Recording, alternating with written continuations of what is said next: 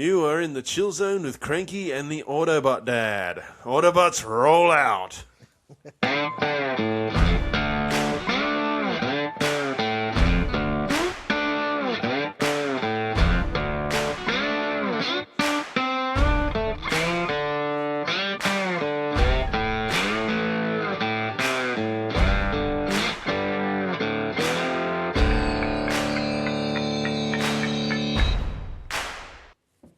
All right. We are back once again to. Intro. I think we do, yeah. We're back once again to transform your Friday morning with another hour of shit talking, really. That's the way it goes with us. We've swapped it up from traffic control into just shit talk because Yeah, just we've talking just about. covered everything. I think to do with construction and traffic control there is. So Yeah, to be welcome to honest, those that have there joined. isn't a hell of a lot of stuff you can talk about in traffic control because, as it turns out, not much changes. No, which we thought there was quite a bit because where we work there was always shit going on, but turns out you've got to kind of be up there in the management side and I guess on the operating side as sense in the TMAs or in work health safety sort of thing to actually hear of anything that goes on. Otherwise everything's just hidden from you, isn't it?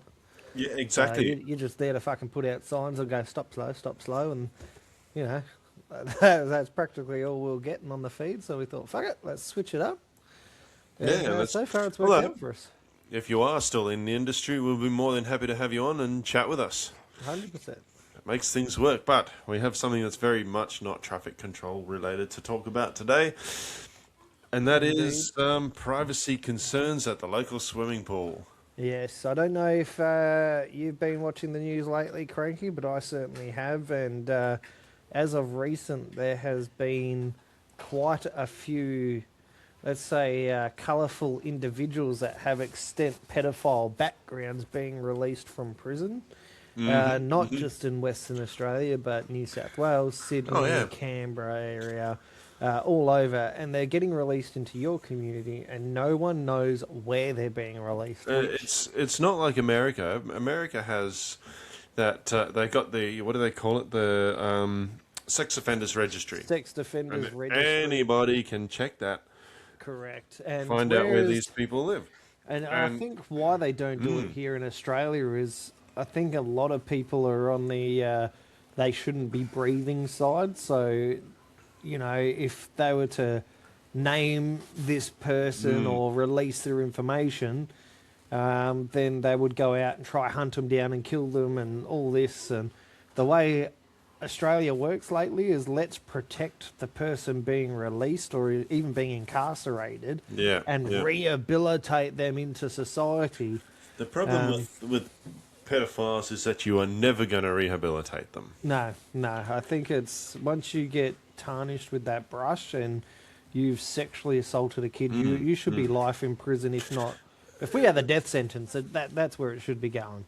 If you've physically gone out, met a child, fuck them, you should be incarcerated for life. Now, what happens with most of them, they get incarcerated, they lie about their offences, but criminals get, in the little blue circle, you'd call it, there in prison. Yep. And they'll get the information from the guards that have befriended prison inmates. Hey, give us the info on this person. Because prison inmates, even though they're incarcerated, a lot of them still have money on the outside, and money talks. You know what they call them on the inside? What they call pedophiles? Like rock spiders or rock something over spiders. here? Yeah, the rock spiders. Yeah. They get their food spat in, apparently. They, even though they're in protection, if you're in protection, that's apparently the worst. Now, I only know this because I had a friend that went to jail, not for this offence, but for armed robbery. He held up service stations on drugs and done his time and got out and rehabilitated. See, now that is something you can rehabilitate. Why? Because it's not a sexual preference or an addiction. And I tell you what, from the time he's got out, he's done well. He had a job from day one getting out. Even day two, I should say, because day one he got out, I took him to his accommodation. Day two, he had a job straight away, and he was working in the farming sort of vineyards. and he's gradually rehabilitated himself to now he's the leading hand doing land clearing, earning like $45 an hour. So he's doing quite well for himself. That's good. That's good. And that's locally. But Well, pedophiles you can't rehabilitate. You can't just go in and put them in jail and rehabilitate them and release them into the public. I don't know if you remember back in the 60s and 70s, they tried rehabilitating gay people. And they'd send them to mental hospitals, and because they believed it was a mental illness. Yeah. Thing is, it's a sexual preference. Yeah. And you cannot fix sexual preference. Nah. You look at that guy, I forget what his name is, but he got put in jail for being a pedophile. They then released him. He then breached his, I think he had something like 56 conditions that he had to abide by. Yep. And he had breached one of those conditions. I think he had pornography or something, or some sort of exploitation on his phone, and it was just a picture. I had heard of that. Yeah. Yeah, and they threw him back in jail, and then he got released again.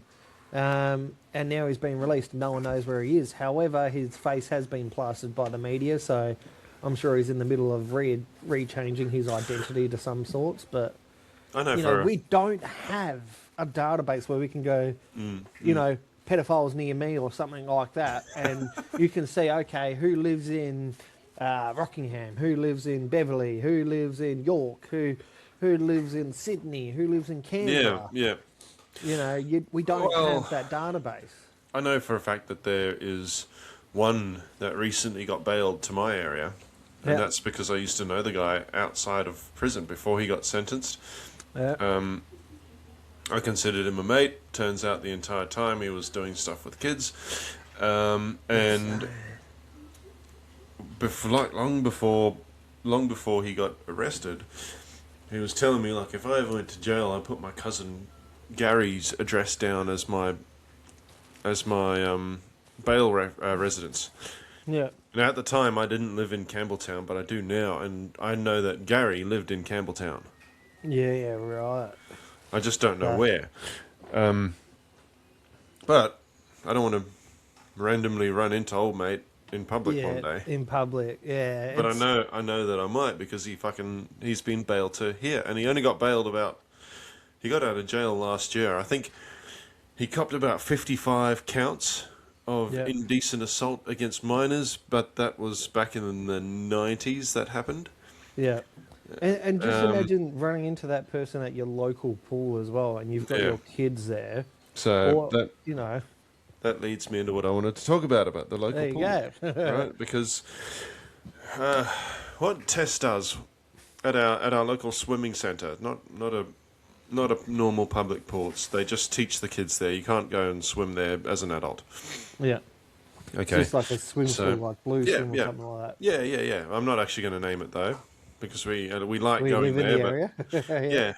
We like going there, but they caused us some drama recently, because right before the lesson ends, Tess likes to go and grab a shower cubicle, because the shower cubicles are the only ones that have a private change table. There are only about 4 of them, I think, and the other change tables are just sort of out in the foyer area, where anybody who walks into the pool area can just see the kids being changed. Okay? Yeah. There's not even a partition between each table, nothing.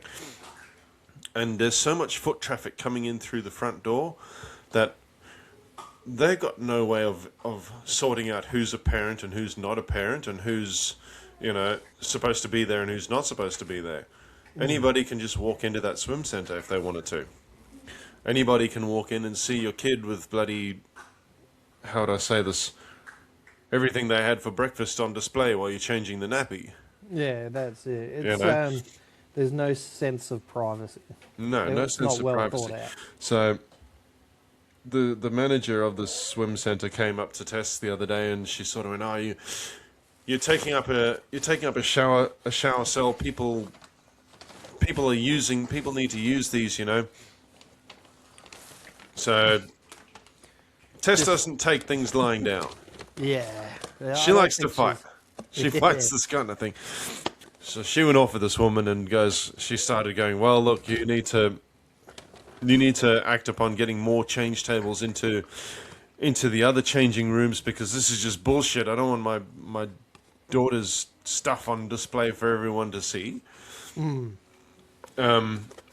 it's essentially the manager just went like, get out. You can't change your baby in the shower anymore. Which is ridiculous, okay? Yeah, that is crazy. Why have a baby change room in there? No, exactly. They have plenty of other change rooms, but none of them have tables in them. Yeah. All the tables have been removed, and now all the tables, except for the ones in the shower box, are outside where everyone can see. So, of course, Tess has put in a formal complaint and everything, and we're just waiting to see how that goes.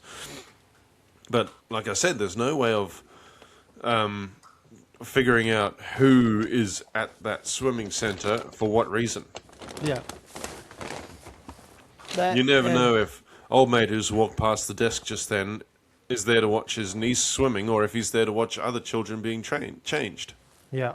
And that's the same sort of... In our pool, we don't have that problem, see, because Mandurah is a very well-known place for high crime and all that sort of thing, criminals being released and all that. But all our shower rooms, change rooms are all in behind closed doors, locked away. The local shopping centre, however, different story. But, the local pool in our areas, every pool I've been to so far, whether it's Mandurah, Rockingham, Beverley, and Beverley's our country town, York...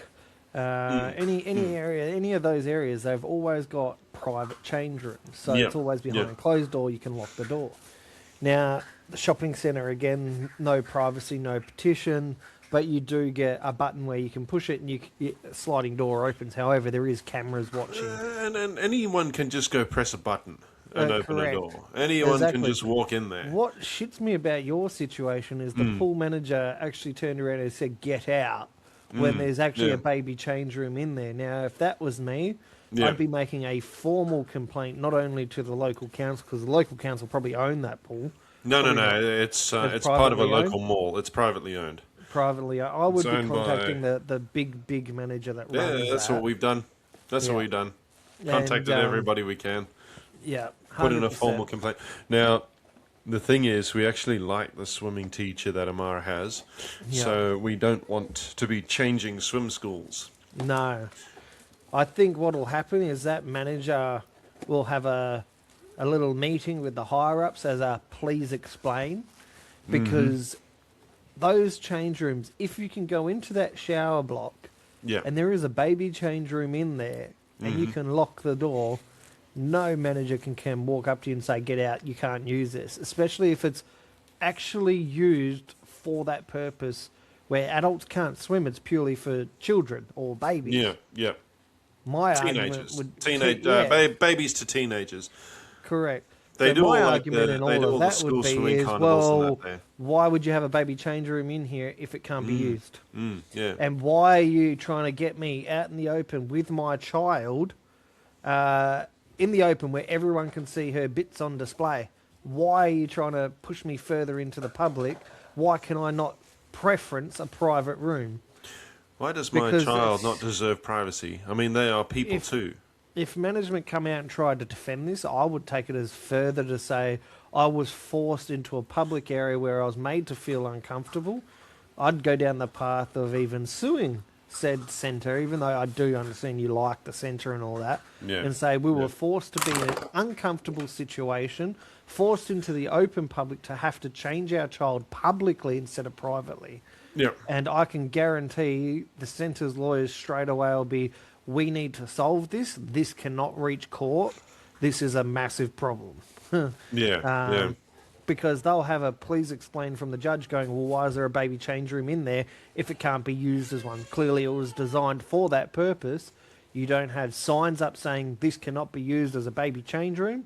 Only ages from this age to that age can use this bathroom. None of that's there. Well, each shower cell has, what's the word? Each shower cubicle has an actual baby change table in it. You can change them there. So you can change them there. That's what the purpose of it was for. So that centre manager is out of line. 100%. Now the And- problem I have is that there is another row. What are you drinking there? That looks that almost is like a Great solo. Northern. Oh, it's a solo. It does. Okay. It's solo. No, I was I like, don't what? drink Swagman's anymore. on the sauce again? No. I'm eating my strawberry Autobot, sorry. custard tart and yeah. having my solo. That's pretty similar to the breakfast I had the other day. But no, I digress. I have a problem with the rest of the showers there because only 4 of them are in cubicles, like I said. But then they've got this bank of showers out the front where the other baby change tables are. Again, where anybody can just see your kid showering. Yeah, it doesn't make sense to me. Okay, sure, you're not supposed to be showering nude in those ones, obviously. But, I mean, pedophiles have an imagination. Yeah, and I think that's where it's like the police tell you when you go out, close the blinds because if it's out of sight, it's out of mind. Yeah. Same with leaving shit in your car that you leave a purse in the car. Yeah. People look in and go, oh, a purse. Now, if that purse wasn't there, they're going to go, oh, nothing in there. Fuck off to the next car. This But is if they why see I have something they windows want- tinted as dark as night. as you can get. Now, I believe the law Yeah, needs to change on that. Given what's been going on, I think you should be able to have limo tint. But the only way you get limo tint is if you register your vehicle as a commercial private vehicle for transport. It's almost worth paying the commercial license I don't know just how to have things. I don't know how things work in WA with that sort of thing, but in New South Wales, you're allowed to have all of your back windows tinted as dark as you like. that. Yeah, right. But the front windows have to have 30% opacity. Yeah. Yeah, no, over here you can only have what's called the darkest legal tint. Yeah. You can't have limo tint or privacy screen tint. I don't understand it. For me, I think it's more of a police overreach because they're like, oh, well, we can't see in your vehicle or what you're doing when they drive beside you, which is the whole fucking point of privacy. But they can't see you if you're on your mobile. The only way they can see it is if they pull in front and they see you from the front. Yeah. They can't see from behind. They can't see from the side. Hey, this person's on the mobile, rah, rah. And I think that's what it is. That's exactly what it is. Yeah. Because I don't know if you remember back in the 90s and early 2000s, we had cars with all these mad coloured tinted windows. You get like someone pulling up with red tinted windows or something, and they look pretty sick. But I will say this: as far as laws are concerned, I think that it should be I think it should be mandatory that every car in Australia has tinted windows. Simply because it will reduce the number of skin cancer cases overnight. Oh, yeah. 100%. I see, when we got the new car, I forgot to ask through the whole process, get tinted windows. I actually forgot. So walked into the dealership, bought a car as is. Yeah. That was it. Totally forgot about the whole tinted windows, all that kind of jazz. I made sure we got a good deal. You never get the dealership tint anyway. No. Don't do that. They will charge you. They'll charge you $1,000 to get the whole lot tinted. And I made that mistake with the first car as well, which is probably why I never mentioned it on the second car. Whereas if you go to a place like Tintercar, it's usually $250 to $350. Dealership, $550 to $1,000. Yeah. That's what happened with mine, because when I bought my car, I was like, oh, do you guys, just out of interest, you guys tint windows? Because the last time I bought a brand new car, I didn't ask. And then I went and got it done later on anyway. So, yeah, I went, oh, do you guys do tinted windows? And they're like, yeah, we'll tint your windows for an extra $1,000. And I was like, how about, fuck no, I'm going to go to the guy who did it last time, because he does it for $400. Yeah, no. See, I never understand their markups. They pay the people, which I'd assume the people that have to do it, because they'll send your car away, and they'll send it to a place like Tintercar, and then bring it back and go, oh yeah, we tinted your windows. I was going to say that they'll probably send it to the same place you're going to take it to anyway. Exactly right, and they'll say, yeah, $400. They'll pay the $400, and they've just pocketed another $5 in their pocket. Yeah, that's the point. You're paying for a service fee. Yeah. But yeah, I believe there should be privacy screens, should be allowed. I wanted to personally have privacy screens all the way around, but to have a commercial license and a limo license, it's thousands of dollars. And every year you've got to pay that commercial fee and then use that vehicle as a commercial vehicle, but you pay a higher commercial rate. Yeah. Commercial regos and all that sort of jazz as well. And it's just, in the end, it's not worth it.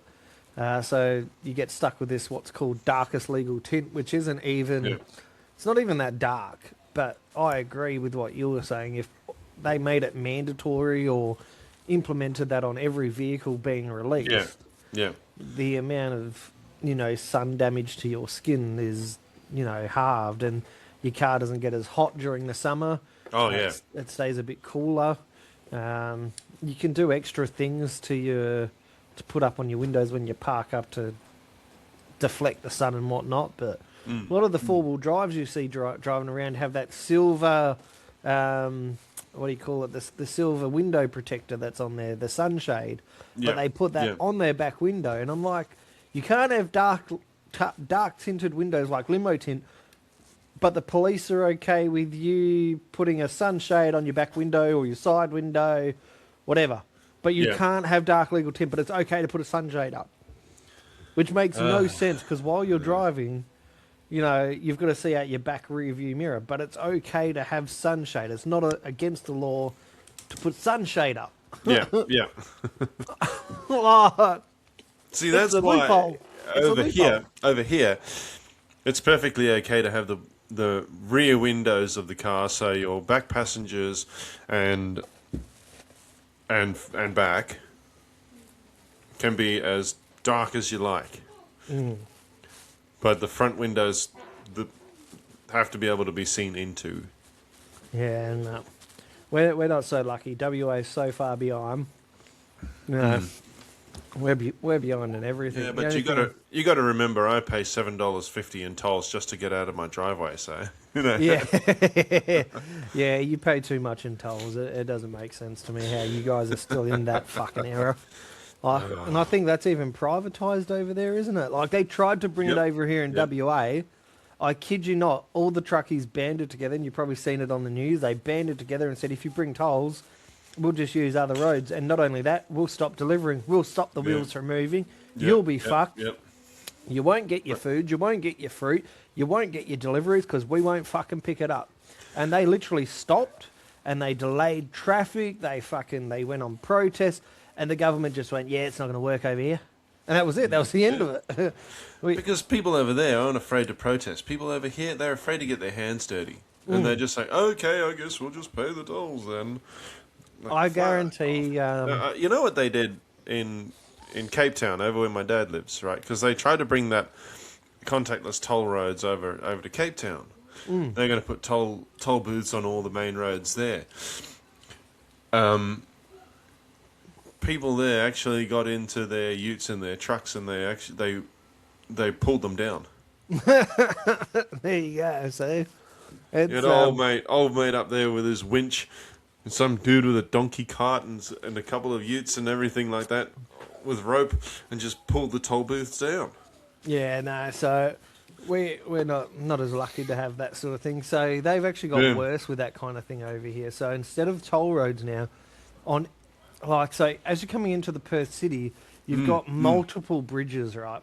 Yep. And on these bridges, you've got what they call safety cameras. And there's three of them. Yeah. 3 of them on the front, 3 of them on the back. And there's like 4 of these bridges that you go under coming into the city. Yeah, and they're spread out probably, I don't know, 300 metres, if not less than that, 250 metres, something like that. Something stupid. But each of them have cameras. If you're speeding, if you're on your phone, if any of these within that distance of these 4 bridges, you get flashed. I got flashed the other day. Didn't even know I got flashed. We got a thing in the mail the other day. Oh, really? And I must have picked up my phone to answer a call, or something popped up and I was doing something on my phone, to answer it. And I must have answered it at the wrong time, because as I've gone under the bridge, they've got me on my phone holding it, and you can see my thumb using it, like hitting the call, like the pickup button. Because Motherfucker. Sarah's car doesn't have the wireless option in terms Yeah. of where you can put your phone. And I was trying to connect to the phone, and it just wouldn't fucking connect. So I gave up. I went, fuck it, I'm not going to connect it. We're only going to Perth and back. I'm not going to connect it. No one's going to call. Yeah. Sure enough, someone's fucking called me as I'm going through, and you can see me picking up, going to answer the phone, put it on speaker and go, yeah, $500, 3 demerits. Damn. And I was like, you fucking serious? Now, Lucky it wasn't on the long weekend. yeah, well, very lucky. That would have been 6 points. Now, joke's on them. I got most of my points back a few months ago. I got most of them back. Now I'm losing 3. And I've got to knock on wood when I say this. That Yeah. I haven't lost a demerit point since 2017. Sarah hasn't lost any since she got her license, and that was 10 years ago. Good for her. That's a good effort. Yeah, I know, but there's no points, there's no bonuses by not having a speeding ticket or infringement of any kind. I'm waiting for the day she gets one so I can go, you got infringement. Where's my incentive for driving well? You get punished for driving badly, and they take. There is demerit zero points off. incentive for driving good. But don't worry, if you drive like a shit cunt on the road, don't worry, you're protected by the law. Exactly, you're protected by the law, and you can always go into court and you can make up some bullshit excuse, and the judge will just be like, "Forget about it, bang, next, see you later." Or they'll say, convert it to community service. Oh, you naughty person. Yep. To be honest, I've went back. Oh, it's a number of years ago now, but I was constantly getting tickets from the car. It was almost like I was fucking tagged. I had a very nice car. This is probably my early 20s. Had a very nice car. Every time I went out in this car, there happened to be a cop just around the corner. Now, back in those days, coppers were actually active. Like, they were out. And I knew where they were and, what times they'd be around. But somehow there'd always be an unmarked nearby or a highway patrol By nearby. very nice car, he means a hodded up supercharged VY Commodore with 22-inch alloy wheels and low Look, profile it was tires. close. It was a XR6 turbo. Okay. It's close. Very high. Like, it was obviously back in those days, those cars were quite popular. But they just seen the car and instantly I was a target. Every time the cops would drive past, they'd spin around, fucking tag the car for something. They'd try and find a reason. They Or love if the I was XR6s. 10, 15, I ended up accumulating so many speeding charges that by the time I looked at all of them, I just went, fuck it, take it to court. Yeah. And some of these charges back then were like 450, 550, 650 for this fine, 450 for that. And I'd accumulate it into community service. I'd do, either 2 days or 4 days worth of community service, and that would pay the entire fine off. Bang, see you later, done with. But you can only do that if you go to court. Yep. Now, when you go to court, you also accumulate court charges. So you get the court's fee, then you get the prosecution's fee on top of that. So you end up doing about a week's worth of community service. I had the same thing when I was in my 20s. But if you're sick of paying the government, that's the best way of doing it. Yeah, that's it. For some reason, I'd always get targeted, and I always cop fines for doing stupid things. Yeah. Not being a hoon or anything like that, but just not, I guess you could say just not being an experienced driver and not knowing how to think ahead. Yeah. Like, there was one I got, no. There was one I caught where I was behind a semi. It was the middle of the night. I was heading to work. It was like nearly nearly midnight because I was starting at midnight. Yeah. And I was behind a semi. Didn't realise the light had changed because I couldn't see it. I couldn't see past the semi, and of course I got smashed by the red light camera, didn't I? Oh, no. So you got pinned going through it. Yep. See, that's what I hate about trucks when you get... That's why everyone tends to go into the other lane when they're at lights when there's a fucking truck involved, because they're that slow to take off. By the time it's your turn to get through the lights change, and you're just like, what the fuck? Yeah. Or you get those idiots at the turning lane who are too busy on their phone, not paying attention, the light's been green for 10 seconds, you're holding the horn, they finally go and they get maybe 2 or 3 cars in the lights changing. And Yeah. so I got lucky on the long weekend recently just gone over here. So I obviously went through what I thought was the green light. It turned to yellow halfway through. Yeah. Now, lucky for me, I have a camera on the car, so I would have contested it anyway. But I got through, and all of a sudden there was cop lights, and I was thinking, oh, fuck, here we go, undercover, getting pulled over. However, I got away with it because the car behind me smashed the yellow light, went through the yellow, definitely went through a red, and he admitted it to me afterwards because he drove past the house, and I called him down and said, hey, did you get pinned? Like, what did they get you for? And they got me for the red light. And I said, did you? And he goes, I ran the red. So he was on the red light as I was going through it because of one dickhead all the way up in front who sat there for too long, and you can only get 3 cars in. I went, I'm not fucking stopping, I'm going. I forgot it was a long weekend, double demerits and all. Went through it. I didn't get pinned. The car behind me smashed the red light. He got pinned instead. The copper said to him, we were actually going for the black car in front of you, but then you went through it, so we came after you. So I hate these drivers who just don't pay attention when it comes to that thing. What is it? Trucks are the worst for that. You know, you get stuck behind them, get stuck beside them. You know, they just slow. Everything's slow to take off.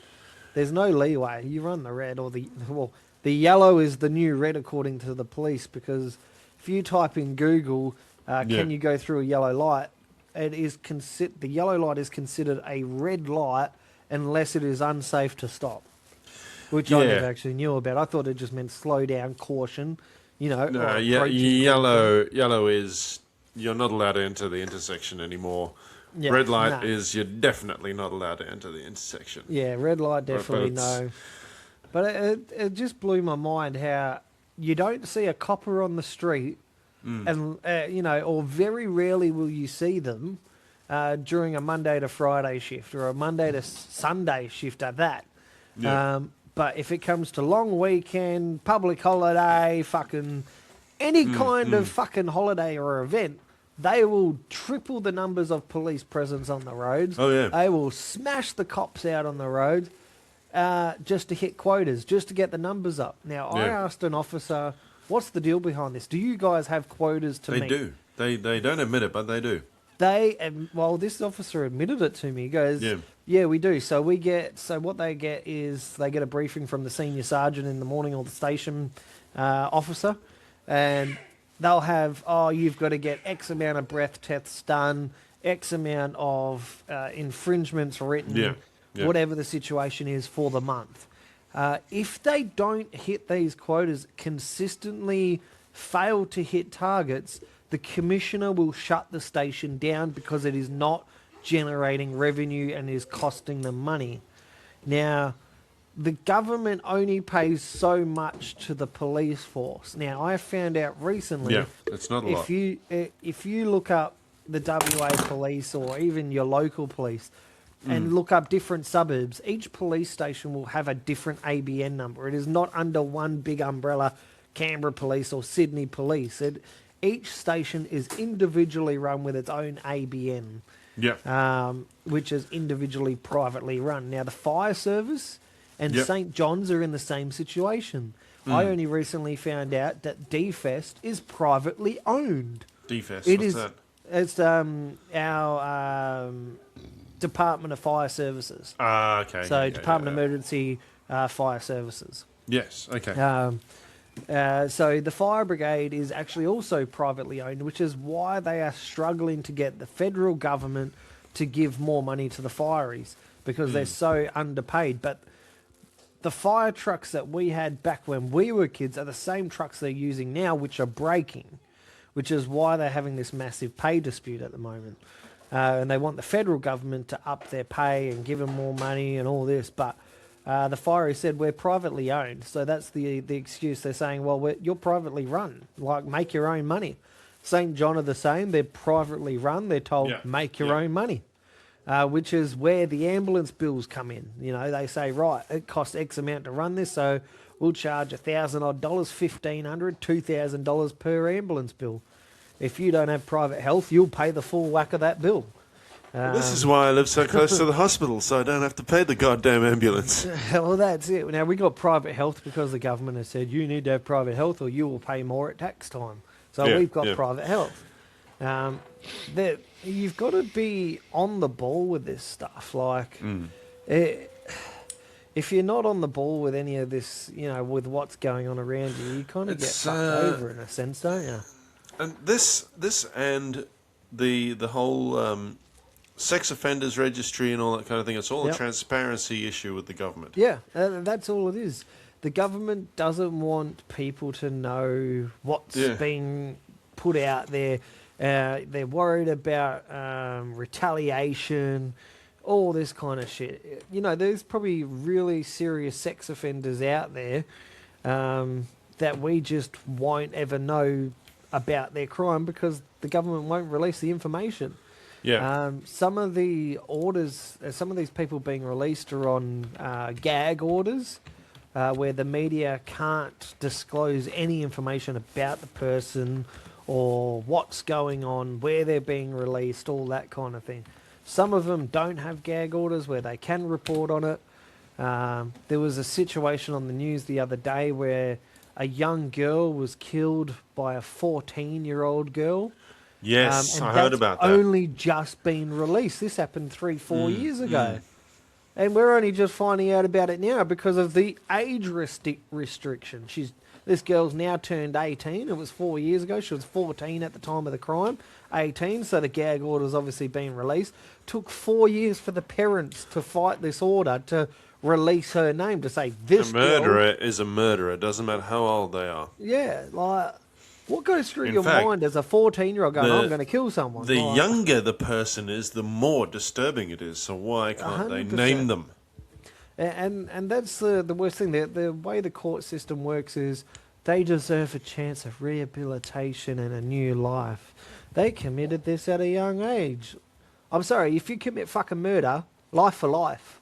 You spend life. You committed this Yeah. at 14, your life in jail. Not, 10 years. Like, what the fuck? Like, and sometimes they're not even getting 10 years. A lot of these people, pedophiles, are getting less than that. And I mean, you would you see think the a way pedophile these- would get life. You see the way these kids act about going to jail now. They're so blasé about it. Yeah. They don't care. No. And you get watch these the young news kids and you now can that see are, they don't care. Yeah, you get these young kids now that think they're hardened criminals, and they'll go out and kill someone. They'll kill another teenager or something like that. And they go, "Oh, you won't do much to me. I'll be out in 10 years." Yeah, exactly. Or even less. You get a slap Yeah. on the wrist because they'll do it at an age where they can't be sentenced to jail. They'll do it at 12 years old where they can't be sentenced. Look what happened to that, I think it was a Sudanese kid. I think he was only like 8 years old or 7 years old or something. Yeah. And he was with his older brother playing basketball, and a youth gang got together, mistaken identity. Is Yeah. what it come down to. What was They got the that, wrong fucking people altogether. Yeah. What was that? Was it The Offspring that made a song about that? I believe so. What was it called again? Oh no, I'm not too sure, to be honest with you. I'm googling the lyrics. Have a Google up for it. Oh, and see yeah, what that's comes right. up. It was Come Out and Play by The Offspring. Yeah, that's the one. You got to keep them separated. One goes to the morgue, the other to jail. One guy's wasted, and the other's a waste. Yeah. And it's all about trying to convince a kid to commit murder because they are underage and nothing's going to happen to them. Yeah, and that's what shits me is there's people out there actually releasing that kind of shit too. You know, back in our sort of, I say back in our day like we're fucking old, but back when Back we in were my kids, day.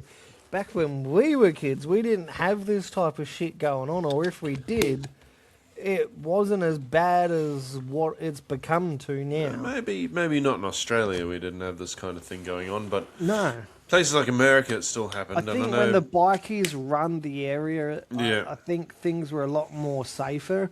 Now that bikies are no longer allowed to be patched, no longer allowed to be out in the sort of per se community in groups, Yeah. I think these other little gangs have all finally got together and gone, well, fuck it, we can run this area because the bikies no longer run it.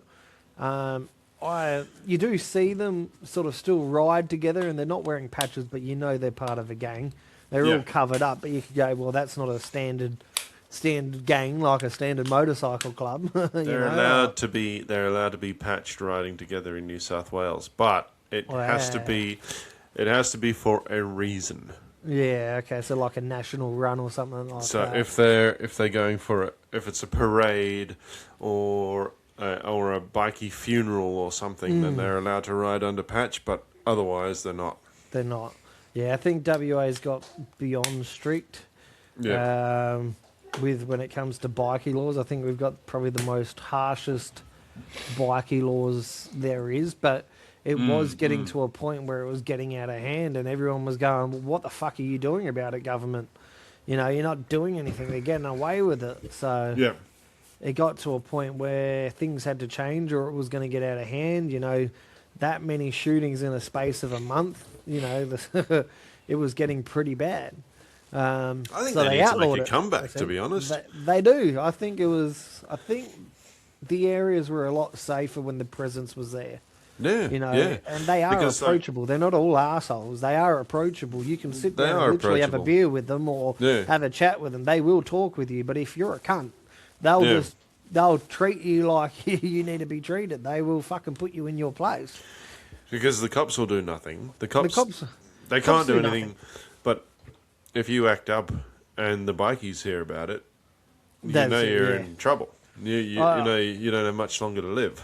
I still remember the days where, you know, friends of mine were part of that sort of scene and they would have their fathers dropping them off at school, or you go around to the house and, you know, the father's got their mates around there, but something could happen to one of the family members and all of a sudden you'd see 15 of them roll up to the house, 15 of them going, we're going for this bloke, and then that'll be it. And, you know, that's the way it was. And you certainly knew not to fuck around with those kids that had fathers in gangs. And now it's just like, oh, your father's a bikie? Who gives a fuck? So the gangs are just, they've got worse. So as I mentioned before, right, one of the parades, or one of the events that the bikies get involved in here is something called the Snowy Ride. Oh, yeah. And that's where a bunch of them will get on their bikes and they'll ride, I think, from Brisbane, and they'll ride all the way down to Jindabyne in the Snowy Mountains. Now, I used to live in one of the towns that they would stop in. Yeah, right. So there was this one particular day stands out to me because it just made me smile. Me and my daughter, we were walking down the main street, and she would have been only 4 or so. And there's this pair of big old bikies, fully patched up in their denims and leathers, sitting out the front of the cafe having a coffee.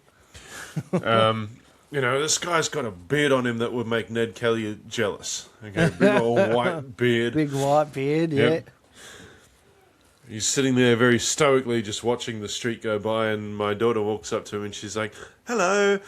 And this guy, you see this bloke, it was like his face cracked. He just went, g'day, darling, how are you? But they are, even though they're rough and tough guys, they're all family men and they are very approachable. But they will take care of shit in the area if it needs to be taken care of. Exactly. It used to be that you could approach them if you had an issue, tell them about it, what's going on, and, you know, depending on how they felt at the time, they'd help you. You know, or they'd say, oh, or hang around. Like if you were worried about someone following you, you could approach them because they used to be patched everywhere. Oh, this bloke's following me. Can you watch out? If he comes near me, well, I'd take off. Can you stop him? And they go, well, who is it? You point them out and they go, don't worry, we'll take care of it. And you know you were safe. You could walk around safely. Now you can't. Now like Sudanese and the Africans, the gangs, the child youth has got so bad. It's more than that. It's public transport anymore. Like it's also stabbed. just the regular old eshays and drug addicts. And whatnot exactly. As well. It's just got worse. You know, they know they can't be touched because the law's told them we won't touch them. Yeah. Physically came out and said we won't do anything about it. We can't do anything about it. Yeah. And they came out publicly and told these kids we can't do anything to you. So the kids went, all right, you can't do anything. Sweet. Yeah. Yeah. You know, going around fucking hooning in cars and shit, 12, 11 years old. Well, you can't do anything to me. What are you going to do? Take me home? Can't lock him up. 11, 12 What are years you going to old. do? Take me back to my parents? Tell them what I did? They fucking know what I did. They let me do it. Yeah. The only time they get locked up is 13, 14 years old. All of a sudden you go to juvie. Yeah. Now, I think there And what's needs to be... juvie going to do these days? Yeah, Juvie doesn't do fuck all either. Doesn't do fuck all now. It's more of a, what do you want to do when you grow up? You know, and they can't do anything until they're legally of age to obtain tickets, so they sit in prison, play fucking puzzles, and that's probably about it. Fucking go do some gardening, rehabilitation, some fucking community service out in the community under watch. Can't do anything else with them because they can't obtain a license. They can't obtain any form of, operating civil tickets. The only thing you can do is say, okay, what's schooling? What do you want to learn? Like, what part of have you done your year 10? Have you done year 9? Like, Yeah. and they try to get them back into schooling, or they make it mandatory for them to do schooling. Then they don't go to school. They go back straight back on the streets and they jig. Yeah, they're back on their old way. Yeah, back to the old ways straight afterwards. That's it. Alrighty, well, it looks like we're going to wrap it up for another week. Yeah, well, first let's drop in a little mention to our old mates On Track Meals, shall we? On Track Meals, let's go. I got one written up here. This episode is brought to you by our massive mates at On Track Meals. Don't make them sound fat or anything, it's just mates. Our mates at On Track Meals. Whether you're driving trucks, operating machinery, working nights, pulling long shifts, or just can't be bothered cooking after a big day, On Track Meals has your back. They got a huge range of ready-made meals that are packed with flavour, loaded with protein, and actually fill you up. No sad desk lunches, no mystery servo pies, just proper meals ready when you are. Keep a few in the fridge, throw some in the freezer, and future you will be thanking present you at 7 p.m. on a Wednesday when motivation has completely left the building. Head on over to On Track Meals and use the code inthezone10, all capitals, inthezone10 for your 10% off your order. On Track Meals, good food, no excuses, and proud supporters of In The Zone. Proud supporters of the Chill Zone, damn it. They are proud supporters of the Chill Zone. Proud supporters of the Chill Zone. I want to give a shout out to. Yes. I want to see if I've put them on our page. So give me a sec while I go onto our Facebook page, which is Shonky Traffic Control and Community. While you do that, I'm going to say go and check out Three Wheel Bicycle as well. Yeah, Three-Wheeled Bicycle is really good. They're almost like a sister podcast of ours now, aren't they? Or a brother. We're all blokes here. No, there are no chicks. No chicks involved. No chicks. Now, another one I want to give a shout out is to a thong company who got the inspired thong from the bread clip off your bread to make these thongs. And it's called here'sgolden.com. The bread tag design. Now, I've personally got a pair of these thongs. I ordered a size too small, but they just fit my feet where I don't have to reorder it. But the next time I do make another order, which will probably be sometime soon, probably tax time, I'm going to get the next size up. Now, these thongs are unbreakable. They're literally, if you turn them over, they've got the design of a bread tag. Which I wish I had thought about that myself, because that is fucking... Because that's what we used to use to fix our thongs, wasn't it? It was the bread tag. Even some people today still do it. I do. Like, it is one of these designs where you're just like, shit, that actually works. And you try and pull it, you try and rip it apart. There's a video on the here'sgolden.com page where you can see people trying to literally... rip these thongs apart to break the tag. Let's check this out. Here's Golden. Here'sgolden.com. What I'm going to do for if only Facebook would exit Chrome. We got a viewer? We have viewers? We have viewers? What? No way. Check this, guys, out in the public chat. Here'sgolden.com. Here's I'll just Google it. Here's Golden Thongs. And click, excuse me, I'm burping into the mic there. Jesus Christ. Oh, right. The thing at the bottom of the thong actually looks like a bread tag. It looks like a bread tag. Now, I'm surprised the people that make bread haven't gone, hey, that's copyright. That's patent. No, they can't do that. It's like trying to patent a video, not a video. It's like trying to patent a zipper or something. But for those watching the video on YouTube, that's actually what it looks like. It's a bread tag. Yeah, and I tell you what, I do have these thongs, and I'll prove it here. If I've got them here next to me, or if they're down the hallway, they are down the hallway. So Simply it's not made like- better. That's golden. Sick of blowouts? We're a small New Zealand business taking on the big guys with our clever bread tag shaped plug. Larger, stronger, and designed to not pop before its time. Goldens are lightweight, durable, and backed by a 12-month warranty. We're always improving, because unlike the big guys, we actually care what you think. Simply made better. That's golden. It is golden. That's cool. I like that. It is an awesome, awesome set of thongs. Who have we got here? Oh, you've just chucked That's that. just me. That's just me. I've just chucked it in there to the public chat. Yeah. Okay, So- that's cool. It's cool. Alrighty, so there are our sponsors, guys. Well, someone I've thrown in there for a sponsor, free sponsor. We're not paid. On Track Meals do give us a little promo code for you guys to use.